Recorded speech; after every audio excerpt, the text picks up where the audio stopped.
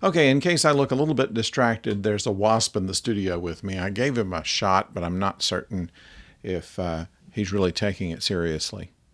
Anyway, with other things permitting, we're going to talk about Star Trek Day and the re release of Star Trek the Motion Picture after this.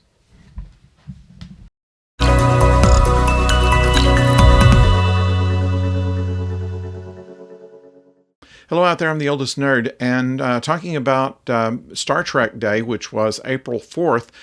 This is commemorating the day, of course, that the Earth made first contact with the Vulcans, and that was dramatized in the Star Trek First Contact. And with that day, there were some announcements from Paramount, including that third season of Picard has wrapped, and they've released the fact that Michael Dorn, LeVar Burton, and Gates McFadden are going to be in the cast for season 3, along with Brent Spiner and Jonathan Frakes and Marina Sirtis. And of course, we've already seen John Delancey, who's in this season, probably not going to be in season 3. We saw Hugh in season 1. So we've gotten almost the entire group back together. I'm a little disappointed that they haven't announced that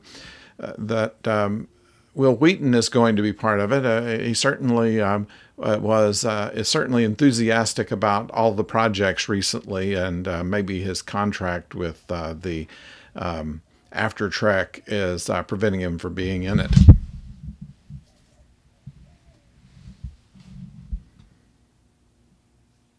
At any rate, that is coming up for season 3 of Star Trek Picard, which will be next year sometime. Now, in the meantime, we have for you a review of Star Trek the Motion Picture. This has been newly released in 4K, and it might serve to talk about how we got here from there. The picture was originally released in 1979, and in 1979 it had been quite some years since there had been any live action Star Trek. There was a lot of talk about it, a lot of things written about the coming, what kind of story it was going to be, and all kinds of talk about scripts and changing up of the soundtrack and all kinds of things that were in the news at the time. However, in hindsight, what we found out was that they were in a rush to get this film out by December 7th, 1979. And in order to make that deadline, they had to cut a lot of corners.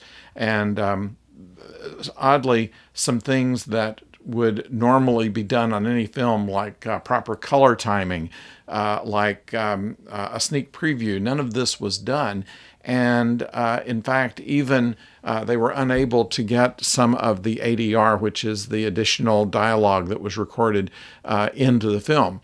Much of what we saw in the original film was recorded on stage rather than looped later, as they do in many science fiction films.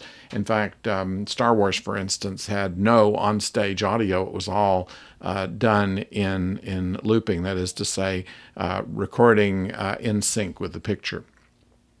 At any rate, I was living in Oklahoma City at that time, and we were very much looking forward to seeing it. There were like a dozen theaters in town, but only one that had Dolby Stereo, which is what they called the surround sound system at the time. It was brand new, and we wanted to see it with the best sound. Unfortunately, the film really wasn't up to that. Now, in 1983, for the first television broadcast of it, they thought that the film was a little bit short when it was shown on ABC. And they asked if some extra scenes could be put in. And so a lot of things were just dropped into it. They often did not match the other shots as far as, well, anything, because they had not been completely filled in with the special effects. For instance, there's a scene where Kirk is outside the Enterprise waiting for Spock to come back from his journey into V'Ger, and you could see the rafters of the studio behind him, if not the wires that were holding him up. And they were hoping, well, it's on television, nobody will notice. Well, when it was released on video later, it was very noticeable. So that was 1983. So in 2001, they decided to come out with a director's cut. Robert Wise and a group of people got together and put together what they called the director's cut. And the only problem was that their source material was still the printed film. And so they had to replace a number of the special effects, but they did it all in standard definition. They did it for a DVD, a standard definition DVD. And while it looked pretty good, and they restored some of the scenes and put in the matte shots that were necessary in order to make all of that work, it was a cleaner film, but still had the same flaws in it as far as the mattes not fitting quite right. You could see it drifting a little bit in the shuttle pod sequence. Whenever they were coming around to the beauty pass of the ship, there was a part of the original printed film that had some distortion as they're coming up along the engineering section of the ship. And I've seen that in the original film and in every version since. So Robert Wise wanted to do a full resolution film, especially since HDTV came out, and the possibility of ever re-releasing it in theaters or by whatever technology comes afterwards. They needed to go back to the original negative of the film.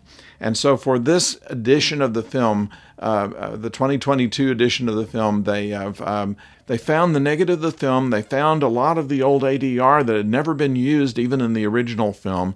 They found a number of scenes which were not put necessarily back into the film, but will be put in the extras into the DVD package, the Blu-ray package, when that comes out later this year.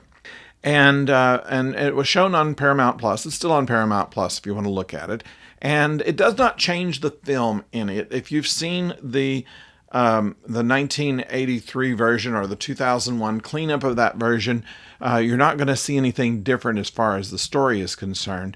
But you'll notice in this edition that they use their ADR tracks, and sometimes the actors did the ADR differently than they did the on-set, because they did not expect their on-set dialogue to survive. They expected that would be covered over by the looping that they were going to do.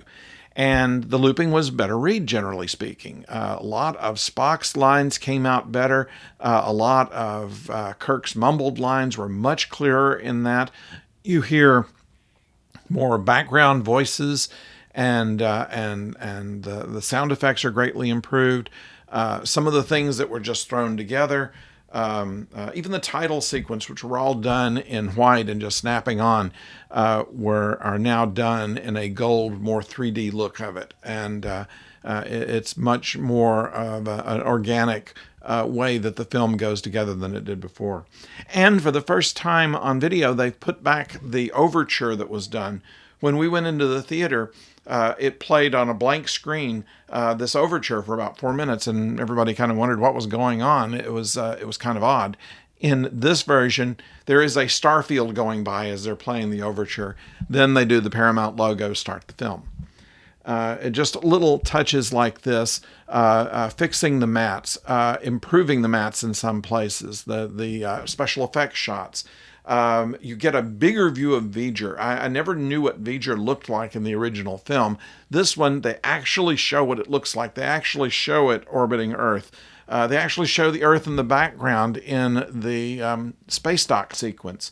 The things that you liked best about the film are still there. The journey into V'Ger is still very much the same as it was, but we see more, we see wider, we see them when they leave the ship and walk on to where they finally go to meet V'Ger. The matte shot of the ship in the background is much more realistic than the obviously painted one that they'd had before. So you're not going to see a radically different film, but you're going to see a much more refined finish. For for once it looks like the film was actually finished rather than seeing a rough cut of it, which is essentially what we had in the original release in 1979. So I recommend the film and hope that you enjoy it, and we'll be back with us when we talk about the next episode of Picard later this week. So thank you for joining us, and always, if you will subscribe and click the bell so you know when these videos are coming your way, we would certainly appreciate it. It doesn't cost you a cent and does do a great deal of good for us. So until we talk to you about Picard next time, don't go far.